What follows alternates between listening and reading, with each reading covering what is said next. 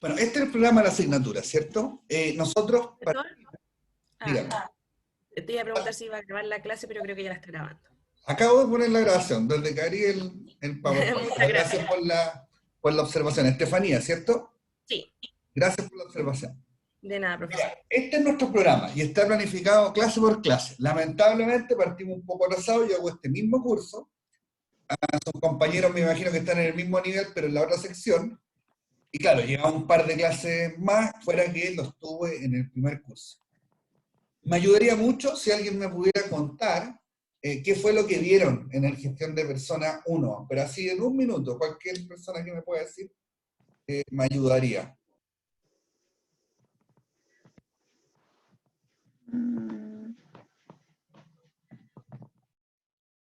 ¿No? ¿Nadie? Decirme, me imagino ver un poco lo que hicieron, ¿cierto? Tradicionalmente los cursos de gestión de personas, sobre todo en su primera fase, se orientan a describir qué es lo que hace recursos humanos, ¿cierto? Que es un enfoque de entender la disciplina y en el fondo cuando yo digo qué es lo que hace recursos humanos o el área de gestión de personas, me refiero esencialmente a aquellos procesos que están dirigidos a la administración de las personas. Y como tales está el reclutamiento y la selección, la capacitación, la gestión del desempeño, las retribuciones, etc. Pero cuando nosotros tenemos ese enfoque, tenemos que tener claro que lo que estamos diciendo, más que qué es la disciplina, estamos diciendo qué es lo que hace, ¿cierto? Entonces, esa es una manera de enfocar la gestión de personas, es decir, qué es lo que hace, y hay otras maneras de decir cuál es la contribución que tiene. O sea, no solo definirlo desde el punto de vista de la praxis, sino también decir, mira, en realidad la gestión de personas sirve para esto. Entonces, esa es una manera de enfocar el curso. ¿Es eso más o menos lo que vieron o no? Pónganme por último por el chat. Sí, no, vimos otra cosa. ¿Mm? Sí, profe, lo de capacitación y todo eso, reclutamiento, eso mismo. Ya, entonces se enfocaron a ver qué es lo que hace. Gracias, María José. Bueno, acá vamos a tratar de hacer otra cosa distinta en esta parte, que es o en este curso, que es gestión de personas 2. Vamos a tratar de, ya no de decir lo que hace, vamos a tratar de ver algunas cosas que pasan en las organizaciones, que tienen que ver con elementos o conceptos que son abstractos, y vamos a tratar también de ver qué es lo que hace gestión de personas. Porque tradicionalmente lo que nosotros escuchamos es que las personas son el principal activo de la organización. Y hecho eso, yo digo que es una especie de frase cliché, porque uno recurrentemente escucha a distintas personas decir, no, mira, el principal activo que tiene esta organización son las personas. Pero eso hay que darle algún nivel de contenido. Y cuando nosotros le demos ese contenido, vamos a caer en algunas cosas que son vincular principalmente lo que es la gestión de personas con la estrategia de la organización. Toda organización, sea pública o privada, tiene una estrategia organizacional. Entonces, lo importante para nosotros es discernir cómo la gestión de personas se conecta con esa estrategia organizacional. Eso es lo que vamos a tratar de hacer y a eso le vamos a sumar elementos blandos de la organización. Vamos a hablar un poco de lo que es el liderazgo, el poder y la política, el cambio organizacional, vamos a hablar un poco de cultura organizacional, y también vamos a tratar de aventurarnos en revisar un poco lo que está haciendo el Estado dentro de lo que es gestión de personas, que ha hecho hartos cambios en el último año, principalmente los que ha introducido la Dirección Nacional del Servicio Civil, y que buscan dotar de algunas herramientas o instrumentos técnicos a los departamentos de gestión de personas del sector público. Eso. Antes de entrar a ver las fechas y los controles, las pruebas, etcétera, y las podemos discutir, les cuento quién soy.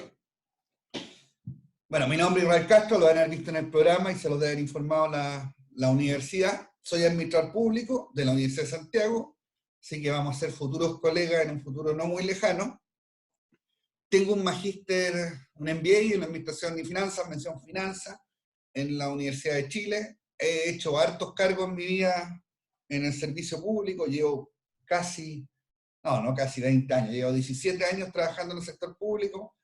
Partí siendo profesional de gestión de personas en el Ministerio del Interior, después fui jefe del departamento administrativo y la dirección de crédito prendario por 5 años, fui jefe de recursos humanos en Senda, 2014-2017 fui jefe de finanzas en el Ministerio del Interior, y actualmente me desempeño en el Instituto Nacional de Deportes como jefe de la división de Administración y Finanzas desde el año 2017, desde noviembre, nombrado por alta dirección pública, y tengo a cargo alrededor de 80 personas, bueno, y la mayor parte de mi vida laboral he tenido a cargo gente, por lo tanto, tengo también algo que entregarle o que aportarle a usted respecto a esa experiencia profesional. Entonces, y también llevo haciendo clases hartos años, desde la primera vez, fue el año 2008. Por lo tanto, tengo harta experiencia tanto en clases como harta experiencia práctica. Ahora, yo defino en general que hay profesores que están más enfocados en la academia y otros a la vida, podría decirse, como práctica o gerencial o ejecutiva de lo que es respecto al sector público. Yo no digo ni que hay ni buenos ni malos, ni mejores ni peores, ni nadie está sobre otro. Son enfoques distintos. Naturalmente, la persona que está más enfocada en la academia y que ha podido acceder a programas de formación, incluso de perfeccionamiento en el extranjero, tiene un mayor abanico de elementos teóricos y de herramientas que le puede entregar. Pero también, por otra parte, las personas que como yo nos hemos desarrollado fundamentalmente en labores ejecutivas dentro de la administración del Estado, también tenemos que entregarle harto respecto a cómo es el estado del arte hoy en la administración pública. Entonces, mi idea es que no solo se vaya con los elementos teóricos propios de la gestión de personas, sino complementar esos elementos teóricos con lo práctico o la experiencia que yo tengo, y eso que en el fondo usted le puede dar una visión más completa de lo que es la administración pública hoy día. O sea, que se lleve la teoría, pero que también mi intención y lo que pretendo es que también se lleve algunas herramientas prácticas que permitan complementar su formación, cosa que al momento de que usted ingrese al mundo laboral tenga algunas ventajas competitivas, por así llamarlo, sobre otras personas. Entonces, ese es un poco mi propósito en el ramo. Me presenté, esto es quién soy, y bueno, como les contaba, soy colega, así que también tengo un enfoque bien definido respecto a contarles qué es lo que hay en el Estado y llevar un poco los conceptos que hoy vamos a ver a lo que es la administración pública. Creo que estamos en un momento de cambio, que la gente está demandando cosas distintas, el Estado está en un proceso de cambio hace varios años respecto a la gestión de personas, por lo tanto es relevante cómo nosotros podemos aterrizar estos conceptos a la situación que está enfrentando hoy día el Estado respecto a cómo gestiona las personas que trabajan en los distintos servicios públicos. El programa, veámoslo rápido. Hoy día, bueno, es bien ambicioso. Quiero ponerme al día respecto a ustedes con el otro curso. Entonces, en algún minuto tengo que comprimir algunos de los contenidos que tenemos que revisar. Hoy la idea es que veamos el programa de la asignatura, veamos qué es la gestión de personas, y ojalá pudiéramos entrar a ver algún modelo de gestión por competencias. Si no, eso va a quedar para la próxima clase. Pero ese es el propósito del día de hoy.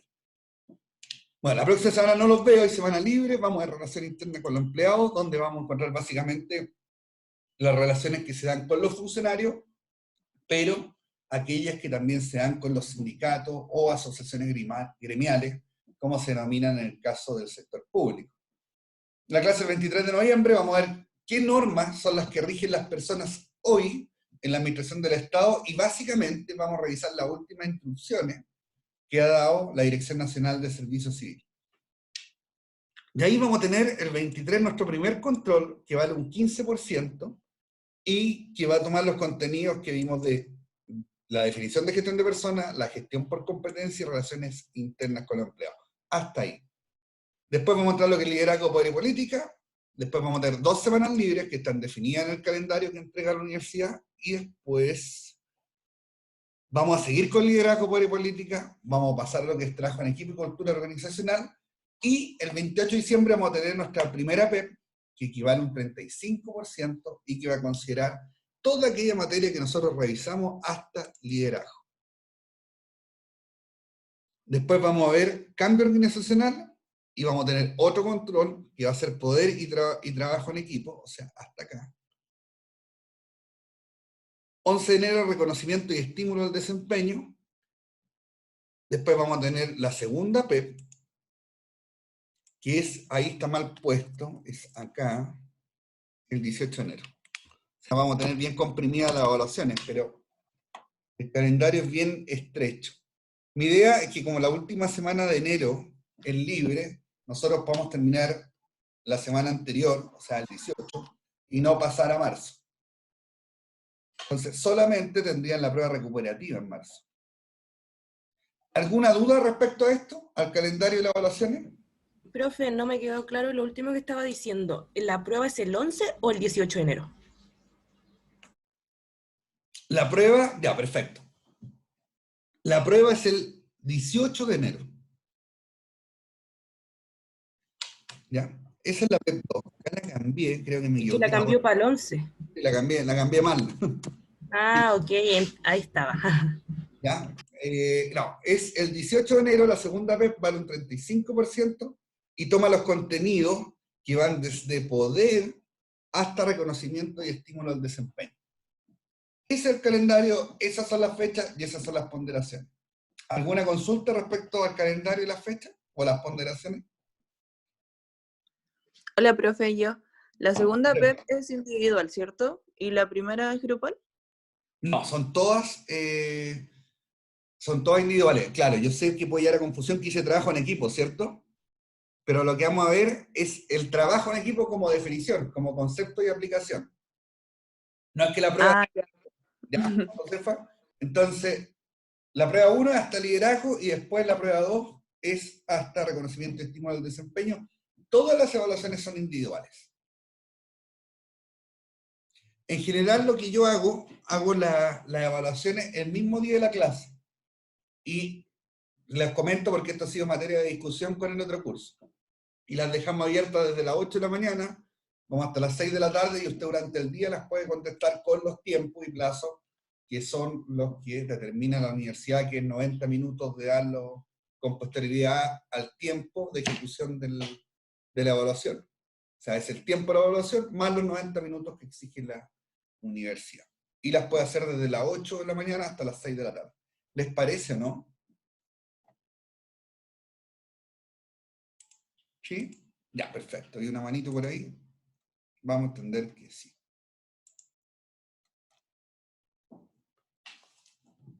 Eso es. Acordado el programa, pasamos a lo siguiente, que son un poco, dice algunas consideraciones, pero son las normas que yo aplico en la realización de la asignatura. Bueno, voy a leer textual lo que dice ahí. La asignatura, en su modalidad sincrónica, se desarrollará todos los días lunes en 2 bloques. El primero son 2 bloques de 40 minutos. El primero es de 9:40 a 10:20. Hay un descanso de 10 minutos y después seguimos de 10:30 a 11:10. Hay una evaluación recuperativa que es el 5 de marzo. La otra es que todas las clases serán grabadas y yo las subo recurrentemente a un canal que tengo en YouTube, pero también las pueden consultar en la intranet que tiene la carrera. Y no se requiere mínimo de asistencia, que también es parte de lo que exige la universidad. Bueno, normativas generales del curso les comenté, ¿cierto? Pueden hacer cualquier consulta, ya sea de manera directa, activando su micrófono, o también por el chat. Cualquier mecanismo de participación es bienvenido. Y lo segundo, que yo siempre lo insto a que participen de la manera más activa posible, porque mi impresión es que este ramo, particularmente que es de gestión de personas, cobra mayor valor si es que ustedes me exigen a mí, con sus consultas, con sus dudas, con sus afirmaciones, respecto a la materia que yo estoy desarrollando. Por lo tanto, mi impresión es que en la medida que ustedes más activamente participan, el ramo cobra mayor valor ya que se enriquece los contenidos que estamos viendo.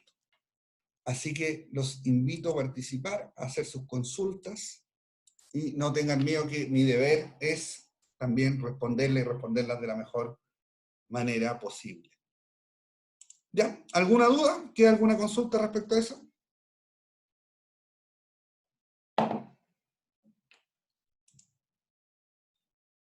Ok, entramos en materia entonces. Mira, como yo les contaba, yo hago este curso también al otro al otro bloque, ¿cierto? Y ahí vimos una definición de gestión de personas que es muy sencilla y que está solo enfocada a la primera asignatura, ¿cierto? Que es gestión de personas en el sector público 1. Y esa definición dice que la gestión de la definición dice que la gestión de las personas de una empresa o institución para lograr los objetivos organizacionales. O sea que en el fondo no es otra cosa la gestión de personas que cómo empleamos, ¿cierto?, a las personas para lograr aquellos objetivos que la organización definió. ¿Por qué les digo que es muy simple? Porque en el fondo es básicamente decir lo que hace en un paraguas o contexto muy general. Lo que vamos a hacer en este curso de gestión de personas 2 es profundizar ese paraguas. Y no solo decir qué es lo que hace, y acá estoy volviendo un poco a la introducción que hice del curso, sino cuáles son los aportes, para qué sirve. Cuando tenemos esas grandes frases de que las personas son el principal activo de la organización, bueno, cuando uno dice esa frase, ¿cómo le da contenido?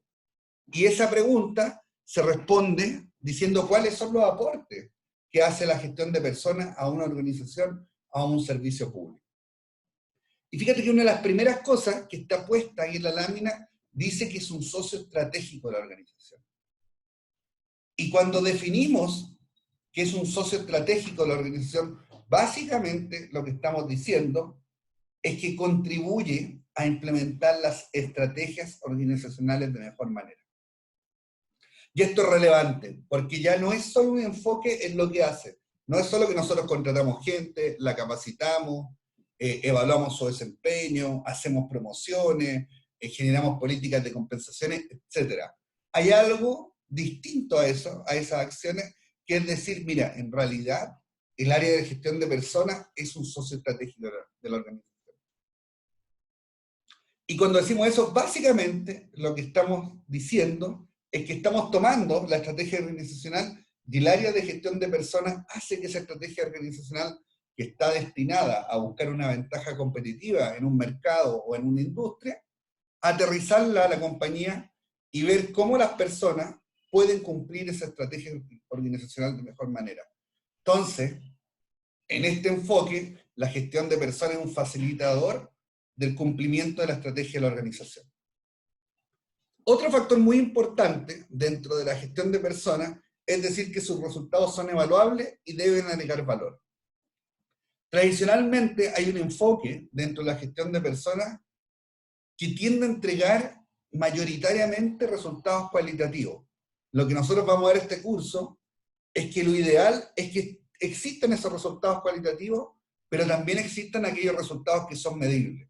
Es decir, aquellos resultados que están basados en indicadores, métricas o números. Por lo tanto, el área de gestión de personas no solo tiene que entregar grandes orientaciones cualitativas, sino que también tiene que decir cuantitativamente cómo se está desarrollando el trabajo y cómo se están desarrollando los distintos programas de recursos humanos.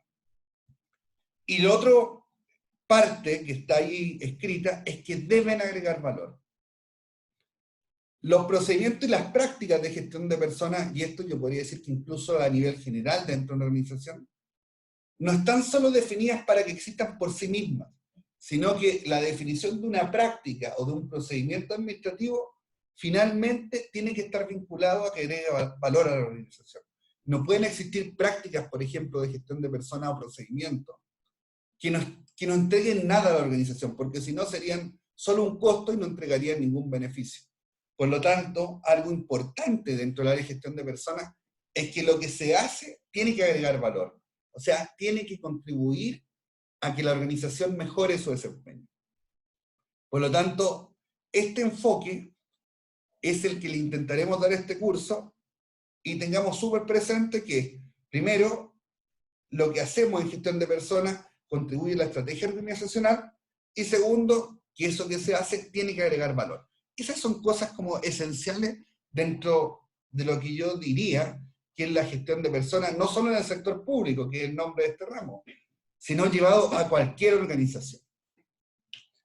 Y varios años atrás, un señor llamado Dale Ulrich, que tiene un libro que se llama Human Resource Champions, cambió el paradigma de lo que es la gestión de personas en las organizaciones. y dijo un poco lo mismo que yo le estoy contando ahora. Dijo, mira, en realidad, todo lo que ha desarrollado la literatura de gestión de personas hasta la fecha, está enfocado en lo que hacen los departamentos de gestión de personas. Y mi pregunta, dijo Ulrich, es, ¿qué es lo que aportan las áreas de gestión de personas? Y creó este modelo de 4 ejes, en el fondo, o de 4 focos de gestión de personas. Y estos 4 ejes, en el fondo, tienen énfasis en la contribución que debe entregar un área de gestión de personas. Una particularidad, yo el libro de Human Resource Champion les dejé el primer capítulo ya disponible en la intranet. No sé si lo vieron, está en la intranet, ustedes tienen el programa y tienen el primer capítulo de este libro. El nombre puede inducir error, ¿por qué? Porque el nombre del libro es Human Resource Champions. Y si eso uno lo lleva o lo traduce al español, la traducción sería Recursos Humanos Campeones. Y fíjense que si ustedes van a la RAE, por eso las traducciones a veces los libros hay que tener cuidado. La palabra campeón tiene la definición que todos conocemos, ¿cierto? Que es aquel individuo o equipo o conjunto de personas que obtienen el primer lugar en un certamen competitivo. Pero la palabra campeón también tiene otra acepción, que es el defensor de una doctrina o una idea, y que tiene la connotación que esa defensa es ferviente, ¿cierto? Es, por así decirlo, con harto empuje. Entonces, es como una Dalit de recursos humanos. Entonces, el libro se llama Human Resource Champion, no porque seamos campeones de recursos humanos, que es el enfoque, o algunas traducciones que yo le he escuchado a algunas personas, sino que tiene que ver con que Ulrich lo que trató de decir es que él es un defensor del área de gestión de personas. Tradicionalmente, las áreas de gestión de personas en algunas épocas del tiempo no han sido bien vistas o no han tenido una valoración adecuada, por decirlo de alguna manera. Y eso tiene un poco que ver con lo que Ulrich plantea, y por eso el nombre de su libro, que yo soy un defensor de los recursos humanos. Que él los defiende, pero desde el punto de vista que es lo que explica en ese libro, es cuáles son los aportes.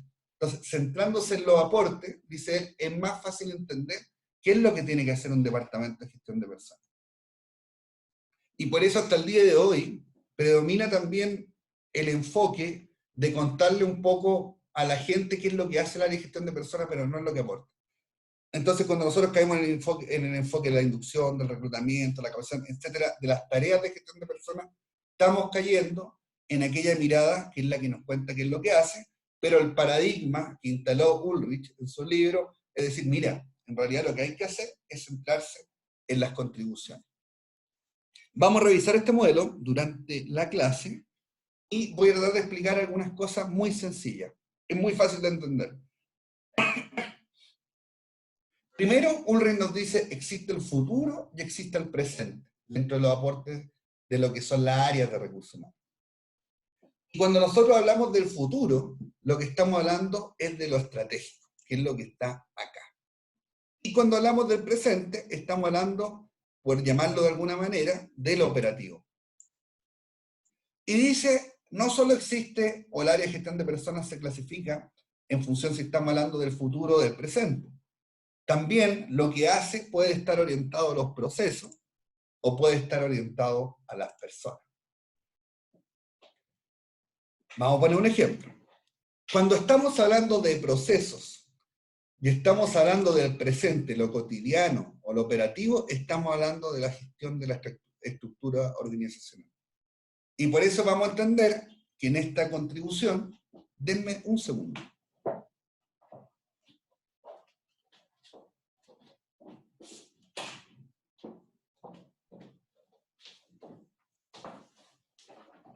Gracias.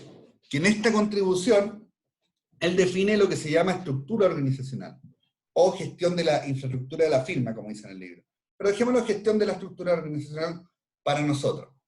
Y acá él explica que mayormente se concentran aquellas labores clásicas de gestión de personas. El control de la asistencia, la contratación de personal, llevar al día los feriados, los permisos, etc. O sea, todas aquellas tareas rutinarias, como lo dice el eje que está acá, y que están enfocados en procesos, ¿cierto? Y básicamente dice, acá lo que hace el área de gestión de personas es ser un poco el perro guardián, si se quiere decir, o el custodiador de aquellas normas que deben cumplir los distintos funcionarios y que tienen que ver con lo que ha definido la organización. En la administración pública, la mayoría de esas normas está definida en la ley. Los 6 días de permiso administrativo, las 44 horas de trabajo semanales, y en el fondo un sinnúmero de obligaciones y deberes que tiene que hacer el funcionario público, y que para efectos del modelo de Ulrich debería clasificarse acá, gestión de la estructura organizacional. Cuando hablamos, por ejemplo, del futuro, y estamos hablando de procesos, estamos hablando de gestión estratégica de recursos humanos. Y la gestión estratégica de recursos humanos está enfocada en el futuro, pero tiene que ver en el fondo con cómo el área de gestión de personas materializa y construye la estrategia organizacional en los equipos de trabajo que funcionan al interior de la compañía. Cuando hablamos del futuro y nos centramos ya en las personas, estamos revisando básicamente cómo administramos el capital intelectual que tiene la organización. Y también cómo el Departamento de Gestión de Personas es un facilitador de que la empresa pueda ser flexible y adaptarse a los distintos cambios que se le exigen. Y finalmente, cuando hablamos también de las personas, pero centrado en el hoy, Ulrich nos dice, mira, hay algo también que es muy importante, que el Departamento de Gestión de Personas tiene que estar vinculado a las personas que trabajan en la organización. Por lo tanto, una de las tareas que tiene que hacer es escuchar a esas personas. Y cuando lo hace y plasma esa inquietud en respuestas o procedimientos nuevos que en el fondo satisfacen las inquietudes que tienen los trabajadores, básicamente lo que está haciendo es gestionar la contribución de los empleados. De acá lo que nos dice Ulrich es que básicamente aquel empleado que está comprometido con la organización es capaz de entregar un mejor desempeño. Esos son los cuatro focos que nos dice Ulrich en su libro Human Resource Champion, y que en el fondo ustedes tienen que entenderlos como aportes. Él dice en el fondo, yo clasifico los aportes que da un departamento de recursos humanos de la siguiente manera: proceso, persona, estrategia, cotidiano. Y esa clasificación nos entrega los distintos aportes. ¿Qué es lo que buscaba Ulrich en su libro? En el fondo, que este modelo lo pudiera tomar cualquier organización y decir, por ejemplo, hacer una votación. Estoy poniendo un ejemplo quizá un poco simple, pero quiero graficarlo. Y que la misma compañía, supongamos que hacemos la encuesta a todas las personas que tienen un cargo directivo en la organización, y les preguntamos, ¿dónde creen que están enfocados los aportes que hace el área de gestión de personas en la compañía? Entonces, por ejemplo, decía, en contribución de los empleados sacó un 30%, gestión de la transformación y cambio 20%, gestión estratégica 25%, y gestión de estructura organizacional 25%. Después preguntaba, ¿dónde cree que deberían estar enfocados? Entonces ahí comparaba, básicamente, lo que la gente piensa que entrega versus lo que las personas piensan que debería entregar. Y finalmente, hacía la misma encuesta, por así llamarlo, a los mismos profesionales del área de gestión de personas. Y ahí entonces iba viendo qué es lo que la mayoría cree que hacen, qué es lo que creen que quería hacer, y las personas que lo hacen, cómo perciben lo que están haciendo. De ahí se encontraban bastantes diferencias entre los aportes que entregaban los departamentos de recursos humanos. Hay opiniones muy distintas respecto al foco de la pregunta. Entonces, es muy distinta a veces la visión que tiene el profesional de gestión de personas respecto a lo que está haciendo, versus a lo mejor la visión que tiene la compañía de lo que efectivamente está realizando. Hice un poco la idea del modelo y también conceptualizar cuáles son las labores que hay que hacer. Lo que Ulrich sentía, bueno, y eso pasa quizás incluso hasta el día de hoy, es que hay un foco muy fuerte en que el Departamento de Recursos Humanos haga muchas funciones de control. Y cuando hace muchas funciones de control, se está centrando principalmente en el presente y los procesos. O sea, en lo que Ulrich nos definió como gestión de la estructura organizacional. Lo vamos a revisar con más detalle ahora. ¿Alguna pregunta?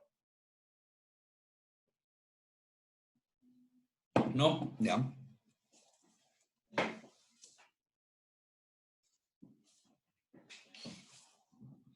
Un poco repasando lo que conversamos, ¿cierto?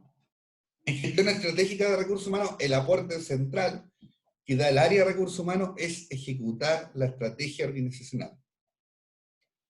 En el fondo, ¿qué ejemplo hay acá? Mira, en los servicios públicos, yo soy de la idea, te lo digo esto en base a la experiencia que llevo de años en la administración pública, de que no están claras las estrategias organizacionales. Y eso es un problema grave en la gestión diaria de los servicios públicos. Porque si no está clara la estrategia, lo que significa es que no hemos concordado hacia dónde vamos. Por lo tanto, las distintas acciones que se realizan desde recursos humanos, desde el área de planificación, desde el área de finanzas, desde el área programática, no tienen un norte. Cuando tú no tienes estrategia, en el fondo lo que no tienes es hacia dónde te quieres dirigir. Y cuando no tienes definido eso, el problema es que las distintas acciones que se generan al interior de una organización funcionan de manera autónoma, funcionan, por decirlo, en parcelas que son independientes unas de otras. Voy a poner un ejemplo más sencillo quizá, que lo va a permitir aterrizar. Tomemos el registro civil. ¿Qué es lo que hace el registro civil? El registro civil hace o interacciona una serie de tramitación con los distintos ciudadanos, ¿cierto? Uno puede obtener desde la cédula de identidad, tramita ahí también, por ejemplo, un pasaporte, hay un montón de certificados, etcétera, etcétera, etcétera. Entonces, ¿qué uno podría definir como estrategia del registro civil? Así mirándolo desde lejos y de una manera muy simple. Uno podría definir que la estrategia del registro civil es entregar un buen servicio a la ciudadanía. Y entendiendo por buen servicio, un servicio que primero satisfaga las necesidades de los usuarios y segundo, proporcione una atención expedita y rápida. Entonces, cualquier persona, si esa es la estrategia, que trabaja en el registro civil, va a decir, ok, yo trabajo en un lugar cuya visión es entregar un buen servicio a las personas. Por lo tanto, eso va a tener que aterrizarse o traducirse en quizás algunos indicadores e incluso en prácticas de recursos humanos. Pongamos que, por ejemplo, un indicador podría ser si las personas que concurren a la oficina están satisfechas con el servicio que se les brindó. Como dijimos en la definición que era expedito, también deberíamos ser capaces de medir el tiempo de atención. Y tercero, como también queremos que la atención sea de buena calidad, también deberíamos tener prácticas de gestión de personas, principalmente en el área de capacitación, que apunten a que al funcionario público que está en el registro civil sea capaz de brindar una buena atención a aquella persona que concurre a las dependencias donde ella trabaja. Por lo tanto, en una cosa tan simple como brindar una buena atención, ya tenemos tres elementos, ¿cierto? Tendríamos el elemento del tiempo, o sea, que sea rápido. Segundo, que responda al interés que la persona tiene. O sea, ¿a qué fue? ¿Fue a tramitar un papel? ¿Fue a hacer un trámite? ¿Fue a hacer una consulta? Pero que cualquiera sea el escenario, la persona vea resuelta aquel tema por el que concurrió al servicio. Y tercero, que no solo se vaya rápido, se vaya con lo que quiere, sino que también se vaya con una buena atención. Y para esa buena atención, entonces, tendremos que ver si las personas que se desempeñan atendiendo público realizan un buen servicio o no. Denme un segundo. Entonces habría que analizar, gracias, si esas personas tienen las competencias y si no las tienen, lo que debería hacer el Departamento de Gestión de Personas es preguntarse cómo las podrían obtener. Por lo tanto, quizás habría que diseñar un programa permanente de atención de público destinado a los funcionarios del registro civil. Entonces, cuando hablamos de estrategia, hay que aterrizarlo.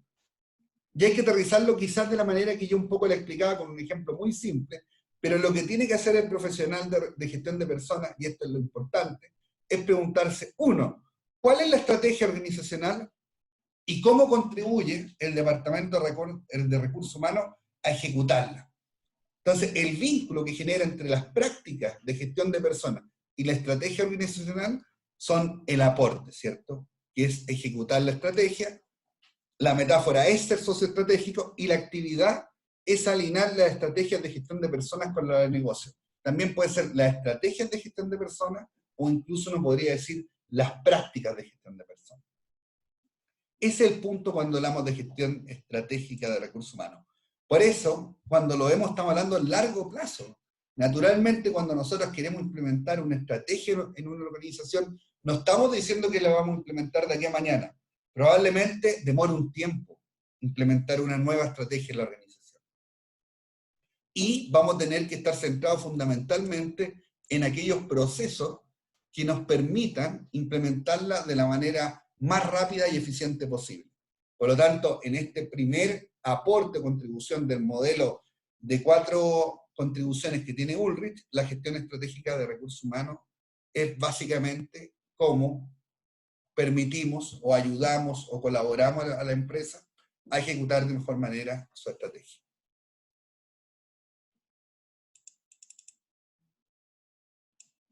Fíjate, algo súper importante, porque me quedan 2 minutos y en 2 minutos no alcanzo a pasar esta parte, es que yo soy de la idea, pero de una idea que tengo más o menos quizás, por decirlo de alguna manera, que he podido comprobar, ¿cierto? Y es que los servicios públicos no tienen estrategia. Y eso yo digo que es particularmente grave, porque si tú no tienes la estrategia, ¿cómo haces buenas prácticas de gestión de personas? Si no está definida la estrategia. Entonces es un tema no menor. Ahora, ¿en qué me baso yo para decir que no hay estrategia? Probablemente, si ustedes preguntan cuál es la visión de cada servicio público, y hicieron una consulta, por ejemplo, por el portal de transparencia, los servicios públicos todos tienen una visión, escrita en un libro, en un estudio que se hizo hace años, en una que hizo quizás personal que trabaja en el mismo servicio público que la construyó de esa manera. ¿Cuál es el problema? No es que no esté escrita, el problema es que la gente no la conoce. Entonces yo digo que el problema de la estrategia en el sector público está en que los funcionarios públicos no la conocen. ¿Qué saco yo con definir una estrategia organizacional si esa estrategia organizacional no es conocida por las personas que conforman la organización? No tiene ningún sentido. Y lo segundo, y esto también es parte de lo que yo creo, es que el modelo de administración pública chileno está muy enfocado en el corto plazo. Voy a poner un ejemplo. Nosotros tenemos hoy día un sistema de alta dirección pública, que me imagino que ustedes lo revisaron en la asignatura que es requisito para esta, que es gestión de personas en el sector público 1. Y fíjate que si uno revisa las estadísticas del sistema de alta dirección pública, lo que va a encontrar es que la mayoría de los directivos públicos duran 3 años o menos, la mayoría, en el sistema de alta dirección pública. Naturalmente, cuando se implementan cambios dentro de una organización, esos cambios son dirigidos. No son cambios que ocurren solos. Y son dirigidos por aquel estamento o nivel que está llamado a conducir la organización, es decir, su cuerpo directivo.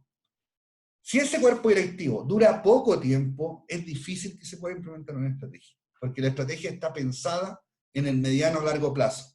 Si ustedes ven las grandes compañías, por ejemplo, siempre se pone el ejemplo de Apple, donde estuvo Steve Jobs. Bueno, Steve Jobs tuvo como 20 años en Apple. Y la mayoría de las empresas grandes que ustedes encuentren que han hecho cambios o innovación y que estas son reconocidas como públicamente, también van a encontrar otra cosa. Que el cuerpo directivo o las personas que lideran esa organización han llevado cierto tiempo. Es difícil hacer grandes cambios si estamos permanentemente cambiando a aquellas personas que tienen que liderar los cambios. Por lo tanto, cuando yo les digo que los servicios públicos carecen muchas veces de estrategia, se basa un poco en que primero tenemos alta rotación de directivos, segundo que aún, pese a que se ha mejorado bastante, cuando cambian los gobiernos cambian bastante las personas que dirigen las organizaciones, y tercero que tenemos un sistema de concursos diseñado a 3 años, sistema de alta dirección pública, y también tenemos otro sistema de concursos que está dirigido como al mando medio del sector público, que son los concursos de tercer nivel jerárquico, que son los de jefe de departamento, que también duran 3 años. Entonces es difícil ser sostenible estratégicamente si tú estás cambiando los cuerpos que administran los servicios públicos cada 3 años o cada 4 años cuando hay cambio de gobierno. Entonces eso es un poco lo que les quería decir respecto a la estrategia. Hay un tema ahí, ¿cierto?, respecto a cómo los servicios públicos pueden desarrollar una estrategia organizacional También en el año 2003 se creó la Dirección Nacional del Servicio Civil. También ahí yo creo que hay una instancia para poder hacer un aporte respecto a los servicios públicos y ver cuáles son las competencias que se deberían desarrollar en los funcionarios públicos de manera estratégica y quizá incluso transversal a todos los servicios públicos. Eso en esta primera parte abro el espacio que ustedes puedan hacer sus consultas o preguntas de lo que revisamos. ¿Alguna consulta?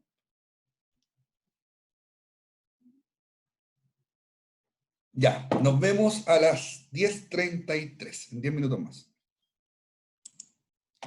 El segundo rol es aquel que se denomina gestión de la estructura organizacional, el aporte en la eficiencia organizacional, y la metáfora es ser un experto administrativo.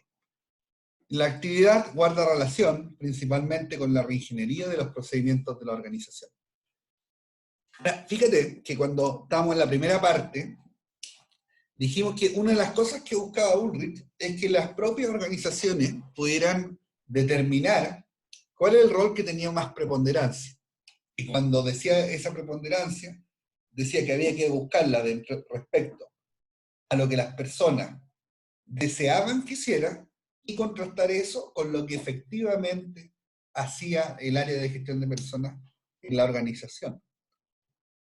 Si a mí me preguntaran cuál es el rol que tiene más preeminencia actualmente en el Estado, yo te diría que el Estado está súper enfocado en esto. Y eso un poco ustedes lo van a ver cuando les toque o les corresponda ya desempeñarse en el campo laboral. Se van a dar cuenta que la mayoría de los procesos de gestión de personas en el aparato público están súper concentrados y orientados a lo que es la gestión de la eficacia o de la estructura organizacional, que básicamente, como dijimos en la primera parte del curso del día de hoy, centrarse en aquellas actividades de recursos humanos que tienen como foco el control de que se cumplan ciertas normativas. Entonces hay grandes áreas dentro de los departamentos de recursos humanos que tienen como foco principal hacer el contrato, capacitar a la gente, administrar el proceso de gestión del desempeño, etc. Hay como mucha preocupación por el control del área de gestión de personas y poca quizás por el futuro. Esa es una apreciación personal, pero que ustedes cuando les toque o les corresponda ya asistir a un servicio público, se van a dar cuenta que hay harta correlación de esta impresión que yo les estoy diciendo con la realidad. En el fondo, si uno analiza cómo está diseñado un departamento de recursos humanos como clásico del Estado, está diseñado muy en función de esto. Y fíjate que uno podría decir, bueno, quizás los departamentos de recursos humanos, conectando esto con la idea que yo les señalé antes de cerrar la primera parte, que fue que los servicios públicos en general no tenían estrategia organizacional, puede decir, bueno, como no la tienen, se centra en lo operativo. Pero fíjate que también, yo te diría que los departamentos de gestión de personas en el Estado también escuchan poco a los funcionarios. Entonces, no es tanta la explicación que uno se pueda dar respecto a lo estratégico versus lo operativo, sino que tiene que ver que está enfocado quizás muy en el paradigma antiguo, por llamarlo así de una manera, que es básicamente las funciones que están diseñadas para la eficacia organizacional. Entonces, acá encontramos lo clásico, ¿cierto? Encontramos lo que ustedes vieron en su primer curso y que básicamente responde a la pregunta de ¿qué hace un departamento de gestión de personas? Entonces, cuando uno dice ¿qué hace? Bueno, contrata gente. Y para eso, ¿cómo lo hace? Hace procedimientos de reclutamiento, tiene procedimientos de selección, mantiene una web en el caso de los servicios públicos, en el portal de empleos públicos, hace sus publicaciones del sistema de la alta dirección pública a través del portal de la Dirección Nacional del Servicio Civil, etc. Capacita gente. Bueno, en la administración pública tiene un plan anual de capacitación construido en conjunto con el comité bipartito de capacitación. Tiene un proceso de gestión de desempeño. Y fíjense que todo esto está bien definido como en la norma, ¿cierto? Cuando tú quieres contratar una contrata en el sector público, bueno, hay que ir al portal de empleos públicos. Si quieres llenar un cargo de tercer nivel jerárquico, mando medio de la organización pública, bueno, hay un procedimiento que es publicar en el diario oficial, el día 1 o 15 del mes que corresponda, publicarlo también en el portal de empleos públicos, y está como súper regulado. Si el concurso es de alta dirección pública, bueno, el servicio lo que tiene que hacer es informar la vacante del cargo del alto directivo público, cosa que la Dirección Nacional del Servicio Civil procede a hacer el concurso. Entonces está como bien regulado. Cuando se califica o se realiza el proceso de evaluación de desempeño de una persona, bueno, hay un reglamento general de evaluación de desempeño que aplica a todos los servicios públicos. No obstante, cada servicio público puede desarrollar un reglamento propio de calificaciones. Pero, como les digo, está como muy bien regulado, y quizá esa regulación ha hecho que estos departamentos se enfoquen tanto a esas funciones. Entonces, se encuentra a veces pocas personas que están pensando en cómo vincular o cómo desarrollar competencias a los funcionarios. Yo creo que ese es como un gran desafío que tienen los departamentos de recursos humanos en el Estado, en el fondo de cómo podemos desarrollar a los funcionarios públicos. Cómo podemos generar nuevas competencias, cómo podemos generar contribuciones distintas a las que normalmente se realizan.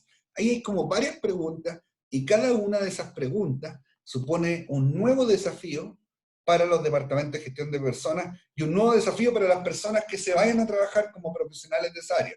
Es decir, también supone un nuevo desafío para ustedes.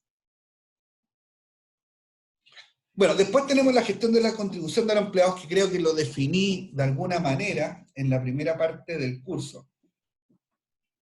Básicamente hay un supuesto, que Ulrich también lo menciona, es que aquella persona que tiene un mayor nivel de compromiso logra obtener mejores resultados que aquella persona que no lo tiene. Por lo tanto, el compromiso que se puede desarrollar en los distintos trabajadores o funcionarios es relevante a la hora de determinar la contribución que cada uno de ellos hace a la empresa. Por lo tanto, ¿cómo se genera ese aumento de compromiso? Bueno, lo que nos dice Ulrich, y lo que nos dice también la teoría, es que los trabajadores, indistintamente del nivel organizacional en el cual se desempeñen, o de dónde provengan, o de su formación profesional, tienen distintas inquietudes respecto a la compañía donde trabajan, o respecto al servicio público en donde se desempeñan. ¿De qué se trata esto? No siempre es posible resolver todas aquellas inquietudes que tienen los trabajadores. Eso hay que tenerlo claro. Pero lo que nos dice Ulrich, y lo que nos dice también la teoría, es que es importante escuchar y responderlo. Puede que usted me pida algo que yo no sea capaz de satisfacer. Por ejemplo, concurre una persona a la oficina y me dice que necesita un mejoramiento de remuneraciones o aumentar su sueldo. Y hoy día en el Estado, producto del coronavirus, hay un instructivo presidencial que prohíbe hacer cualquier mejoramiento de remuneración. Por lo tanto, yo no voy a ser capaz de darle a la persona lo que la persona me está pidiendo, pero debo contestarle. Ese es un poco el foco. Porque en la medida que contesto y entrego información, la persona logra sentirse más satisfecha de la organización. Es distinto, por ejemplo, que esa misma persona venga, me pida lo mismo que un mejoramiento de remuneración, y yo no le conteste. O le diga, mira, te llamo en una semana y te cuento cómo me fue, o cualquier respuesta que en el fondo implique dilatar la respuesta definitiva de la persona. En general, cuando eso ocurre, lo que las personas sienten es malestar con la organización.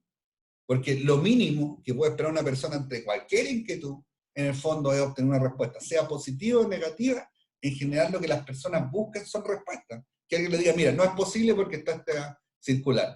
Y es probable que la persona lo entienda cuando vea la circular, porque va a decir, mira, en realidad, no es que estén haciendo una excepción con mi caso, sino que esto es una regla general, no solo para mí, no solo para donde trabajo, sino para todos los servicios públicos.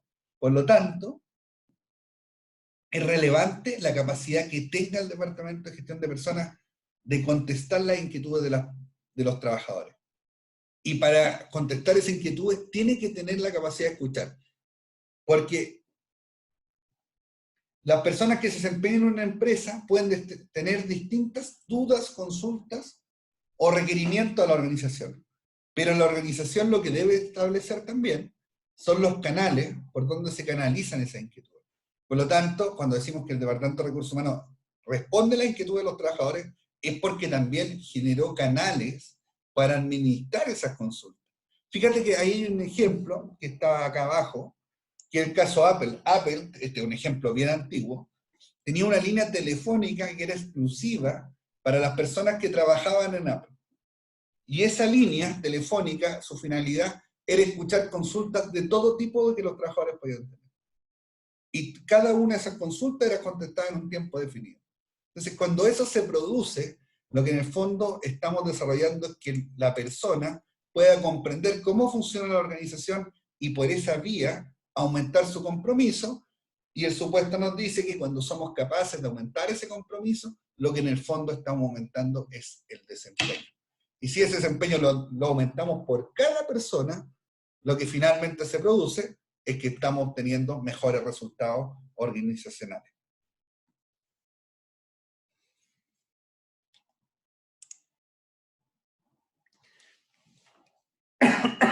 Finalmente, existe otro aporte, que es el aporte de la transformación y el cambio.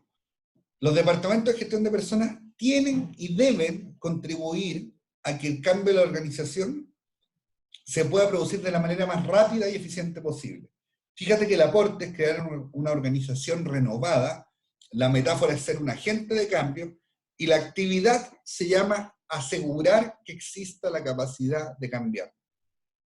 Y fíjate que uno se podría hacer la pregunta, ¿cómo yo aseguro que exista la capacidad de cambiar? Hay distintas maneras de enfocarlo.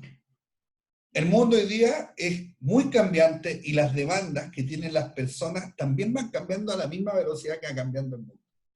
Fíjense ustedes, nosotros en el país recién tuvimos un evento de un plebiscito.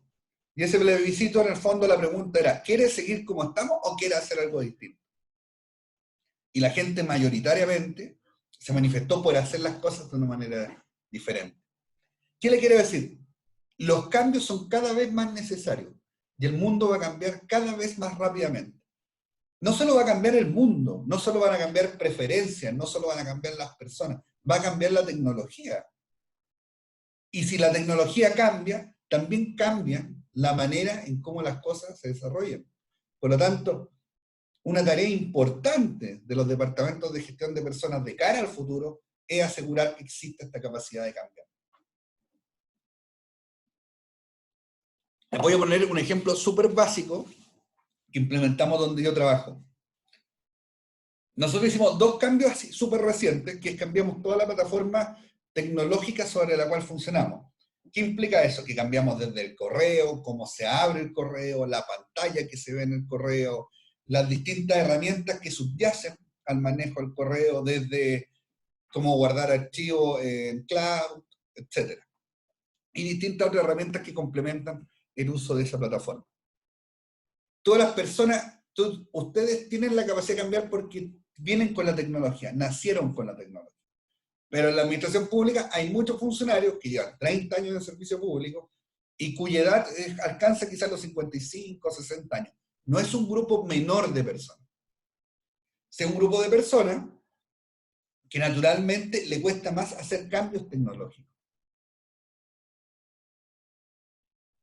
Y a su vez estamos haciendo un cambio, no solo en esa plataforma, también cambiamos teléfono, el tema de las videoconferencias. O sea, hay un montón de cambios que son tecnológicos que estamos implementando y que tienen que ver con renovación de tecnología, pero también que con el tema de la pandemia es obligado a hacer las cosas de una manera diferente.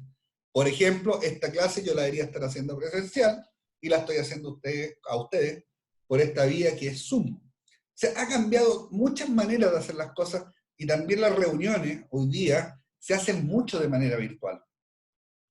Por lo tanto, eso implica educarse en nuevas plataformas, aprender a hacer las cosas de una manera distinta. Por más que parezca simple, igual las cosas se están haciendo de una manera distinta. Y eso tiene que tener cierta orientación, o algunas personas incluso tener un proceso de acompañamiento en cómo se están implementando esos cambios. Entonces, ¿qué hicimos acá? Generamos una manera de comunicar los cambios. O sea, independientemente del cambio que sea, y del área que afecte, lo comunicamos de la misma manera, por el mismo canal, de la misma forma. Entonces ocupamos herramientas masivas como esta Zoom, por ejemplo, para el cambio de plataforma tecnológica, donde comunicamos el cambio a todas las personas. O sea, en 10 minutos, en una reunión de 10 minutos, fuimos capaces de explicarle por qué estábamos haciendo lo que estábamos haciendo. Una vez que la persona tenía claro el por qué y veía la contribución o el aporte que eso iba a significar a su trabajo, recién ahí partíamos con el proceso de enseñarle a la persona a ocupar la herramienta. Para eso también hicimos concursos específicos por este mismo medio de cómo usar las nuevas herramientas. Y aparte de eso dejamos cápsulas de aprendizaje cortas, de 5 minutos, que responden como preguntas súper puntuales. Voy a decir cualquier cosa. ¿Cómo crear una plantilla por correo electrónico y enviarla a distintas personas? Bueno, está ahí, está con el video de 5 minutos, etc. Cosa que las personas también pueden consultar. Entonces, naturalmente, todo cambio tiene una resistencia, eso hay que tenerlo claro. Pero esa resistencia, la manera de disminuirla, en el fondo, es entregando información. Porque una de las cosas que más escucha uno, o que me ha tocado escuchar cuando se han hecho cambios, es decir, yo no sabía que esto lo estaban haciendo. O no sirve, esto no sirve para nada. Son como frases típicas. En cambio, cuando las personas están informadas, ya no pueden decir que no sirve para nada, porque se le explicó para qué servía. Y casi todas las personas manejan para qué sirve. Y segundo, la persona sí sabe qué se está haciendo. Por lo tanto, la persona también siente algo distinto. Fue considerado en el proceso de cambio. Lo que tienen que hacer los departamentos de gestión de personas es colaborar a que los cambios se puedan implementar en la organización. Y eso puede tener múltiples enfoques. Uno, el que yo le decía, ¿cierto? Cómo generar una estrategia que tenga la organización para comunicar los distintos cambios. Y otro enfoque puede ser qué competencias desarrollo hoy para el futuro. Es decir, qué competencias tienen los trabajadores de la compañía hoy día y cuáles van a necesitar en el futuro y empezar a trabajar desde hoy en lo que necesitamos en el futuro. Hay esos dos enfoques, básicamente, cuando uno dice que el rol de gestión de personas tiene que ser un agente de cambio. Hay algo que yo les comentaba, que las personas somos resistentes a los cambios. Y por más que uno piense que no, a la hora de experimentar un cambio en su entorno, en general las personas manifiestan resistencia. Y eso pasa a todo nivel. Y ahí también eso supone otro problema. Fíjate, y esto está súper estudiado, que una de las cosas que más evalúan los trabajadores es la credibilidad de las personas que dirigen la institución. Entonces, por un lado, tú estás cambiando una plataforma tecnológica, pero a lo mejor a ti mismo te incomoda ese cambio. A la misma persona que lo está haciendo. ¿Por qué? Porque es aprender algo de nuevo, hay que destinar tiempo, probablemente van a haber errores, etc. Pero una de las tareas que tiene que hacer el Departamento de Gestión de Personas es que la persona sea creíble en comunicar los cambios. Insisto, pese a que todos somos resistentes al cambio, el directivo tiene que saber que una de las cosas principales que va a evaluar la persona que depende de él, o cualquier trabajador, es su consistencia respecto a lo que dice y a lo que hace. Y ahí hay una paradoja. Hay una paradoja. Puede que yo también no esté de acuerdo con el cambio, pero tengo que ser capaz de llevarlo adelante. Es mi obligación. Yo no puedo decir, mira, qué bueno que estamos cambiando esta plataforma tecnológica, y a lo mejor en un almuerzo con un compañero de trabajo decir, oye, igual no sirve para nada el correo, por ejemplo. Ahí tú matas un cambio. Entonces, lo que hay que hacer es que hay una consistencia, un correlato entre lo que dice el directivo y lo que hace. Eso es clave para que los cambios puedan existir y para que la organización sea creíble. Porque si no, también se afecta este tercer eje, que es la contribución de los empleados. Si yo percibo que las respuestas que me da la organización no son creíbles, dejo de creer. Y si dejo de creer, también puedo dejar de comprometerme. Entonces, no solo es facilitar los cambios, sino que también ser consistente en la ejecución o en la materialización de esos cambios. Esos son los 4 ejes, los revisamos, y básicamente estos son los aportes que nos dice Ulrich en su libro Human Resource Champion, que son los aportes que debiera generar un área de gestión de personas. Fíjate que Ulrich, en su libro, es súper crítico de varias cosas. Y en varias cosas yo le encuentro razón. Uno, lo primero que nos dice es que en realidad las personas que trabajan en recursos humanos no están especializadas lo suficiente. Bueno, no existe primero la carrera propiamente tal de profesional de gestión de personas. Eso es como una primera pregunta. Y lo segundo es que él observa que las personas que trabajan en la área de gestión de personas no tienen un lenguaje común, no tienen como categorías a un conjunto de conocimientos que están armados con conceptos propios. Por ejemplo, cuando usted escucha hablar a un abogado, el abogado tiene una serie de términos que hacen referencia a la profesión que estudió. Incluso uno podría no saber que la persona es abogado o médico, y después de escucharlo va a poder entender que la persona probablemente es abogado o médico según el lenguaje que emplea.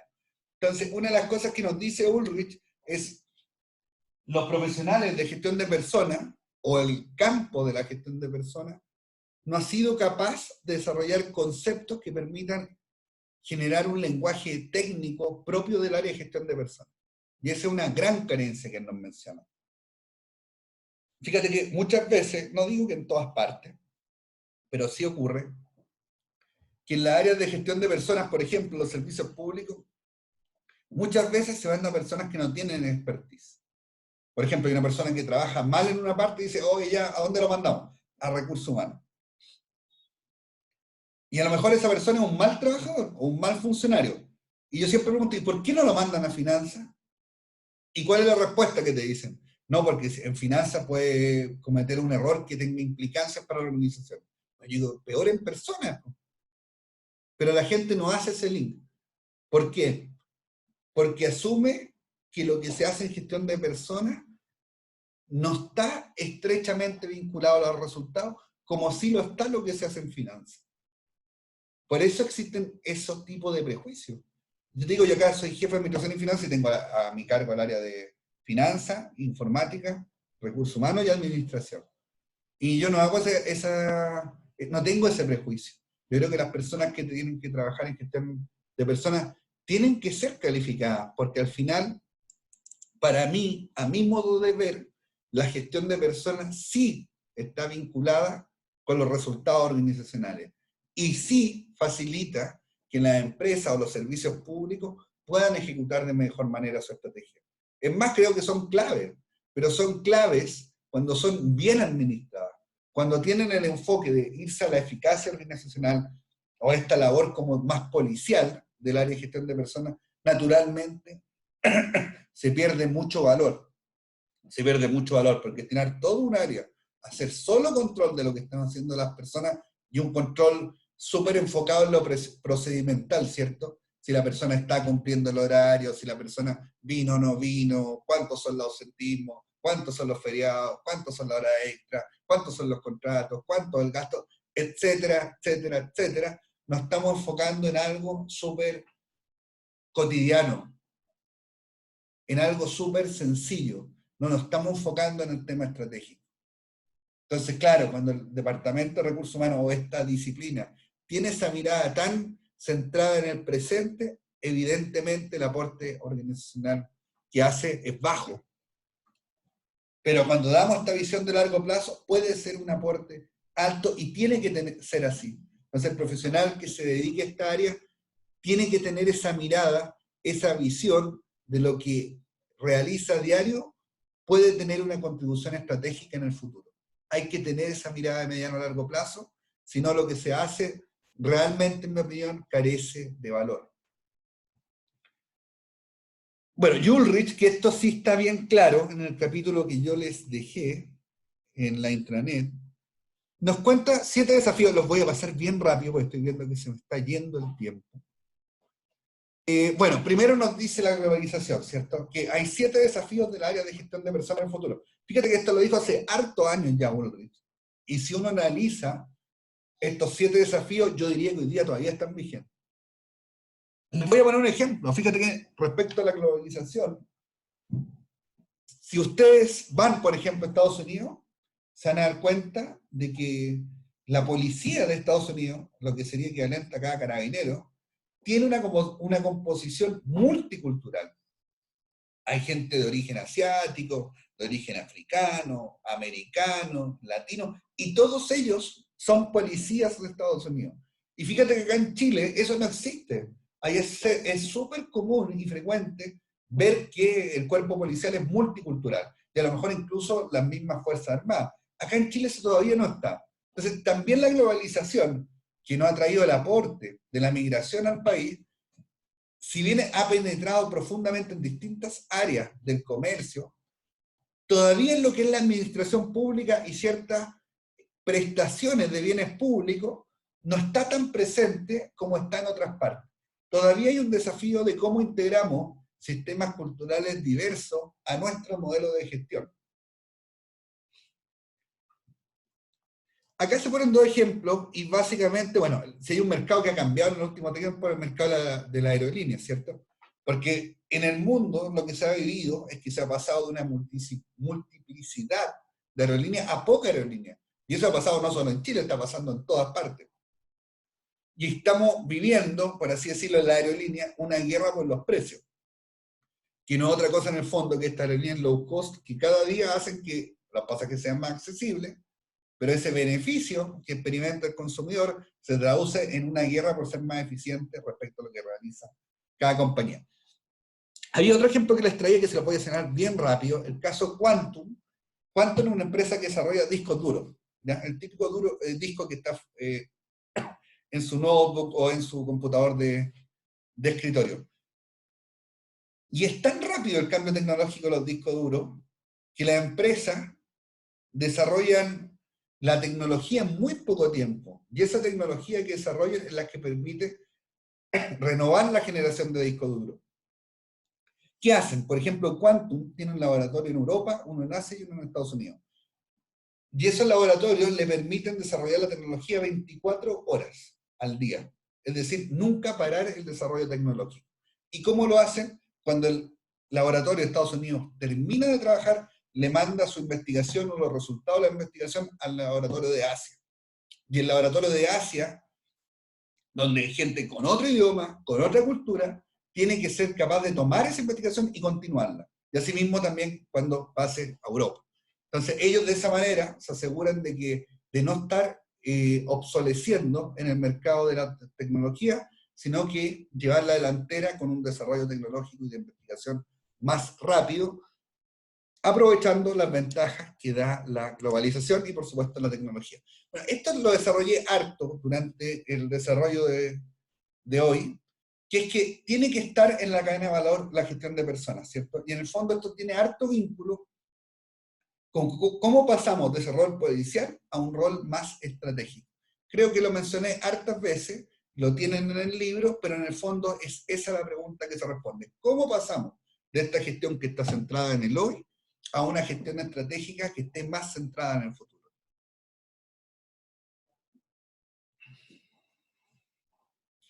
Otra cosa que tienen que ver los profesionales de gestión de personas es que no todo lo importante es lo relativo a la eficiencia.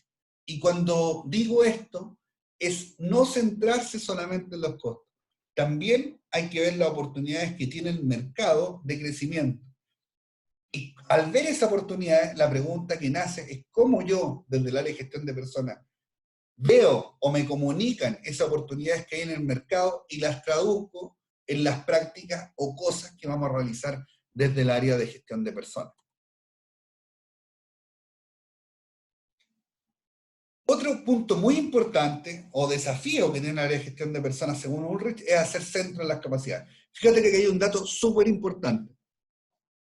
Dice que los estudios muestran que el 75% de las empresas que intentan establecer capacidades o habilidades soft fracasan. Y ahí está el dato del estudio donde eso se puede consultar. Fíjate que las capacidades soft son las más difíciles de desarrollar. ¿Qué es una capacidad soft? Es aquella que no es tangible. Por ejemplo, cuando yo digo, esta empresa da un muy buen servicio al cliente, bueno, es una capacidad soft, porque no es una capacidad que yo pueda ir al mercado y comprarla. No es tecnológica, como dice acá. No es que yo compro determinada máquina de producción y soy capaz de establecer esa capacidad en la compañía. No, tiene que ver con un intangible. Y los intangibles, que en general están vinculados a las capacidades que la empresa fue capaz de desarrollar a las personas, son aquellas que generan las mayores ventajas competitivas, porque no son imitables, pero, tal como lo dice acá, son las más difíciles de implementar. El cambio de tecnología. Este desafío va a ser clave, y va a ser clave para el Estado también. Fíjate que hoy día ya está entrando en algunas áreas o en algunas industrias lo que es la inteligencia artificial. Les voy a poner un ejemplo que lo leí no hace mucho tiempo atrás. Hay ciertos exámenes médicos que uno se lo hace y que tiene que ir a un laboratorio, hay una máquina que la opera un tecnólogo médico en general y te realiza el examen. Bueno, hay ciertos exámenes médicos, no me acuerdo del ejemplo bien específico en número, pero que el tecnólogo médico es capaz de hacer, por decir algo, 20 exámenes al día. Y la máquina, no existiendo ninguna persona, es capaz de hacer 40 exámenes al día entregando el resultado. Entonces, hay ciertas labores que se van a tecnologizar, por decirlo, por ocupar algún tipo de concepto. O sea, hay ciertas labores que van a empezar a hacer las máquinas y van a reemplazar a las personas. La pregunta es, ¿cuáles son esas labores? Bueno, la respuesta es, son aquellas labores que no son rutinarias. Esas labores es probable que las máquinas la empiecen a realizar. Por ejemplo, una labor rutinaria que se realiza en los servicios públicos es pagar sueldos. Todos los servicios pagan sueldo y para eso todos mantienen un equipo de personas que generalmente están agrupados bajo una unidad que se llama oficina o unidad de remuneraciones. Entonces existen en cada servicio público, dependiendo del tamaño, entre 3, 7, 8 personas que están dedicadas exclusivamente a pagar remuneraciones. Bueno, es probable que una labor rutinaria como esa, en el futuro, sea realizada por programas que tengan inteligencia artificial y la realicen de manera automática y no necesitemos las personas. Por lo tanto, las formas de trabajo y de cómo se interactúan los distintos procesos que mantienen la organización va a cambiar.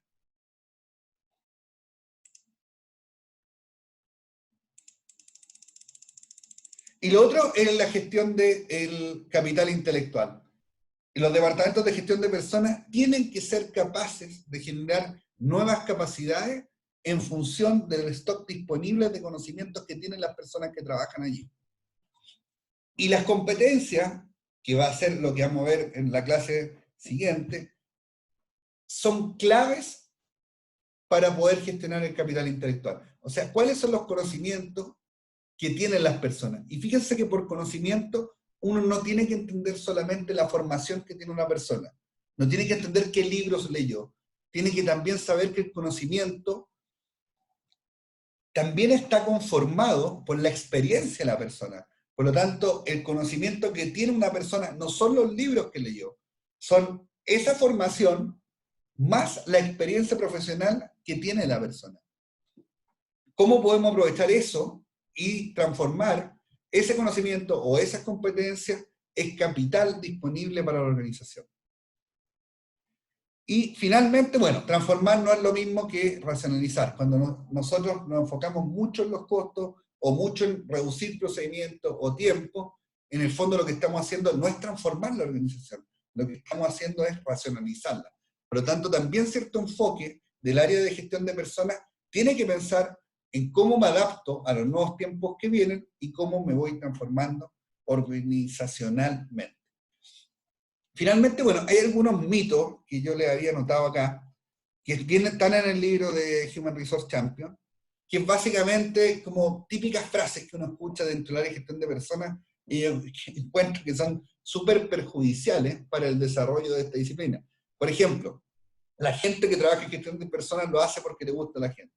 Y no, la gente que trabaja en gestión de personas lo hace porque piensa que desde el área de gestión de personas se puede generar valor agregado a la compañía. Por lo tanto, lo que hacen los profesionales de esa área es generar prácticas que logran que la empresa sea más competitiva, producto de que tiene mejores trabajadores. Y mejores trabajadores implica desde que se ha gestionado su capital intelectual su conocimiento, hasta su compromiso organizacional. Entonces, eso es un poco lo que está descrito acá como aquellas ideas que uno ha escuchado muchas veces en la área de gestión de personas, pero en realidad Ulrich nos dice cuál es el enfoque que los profesionales de gestión de personas debieran tener respecto a esas ideas. Eso, ¿alguna consulta, pregunta?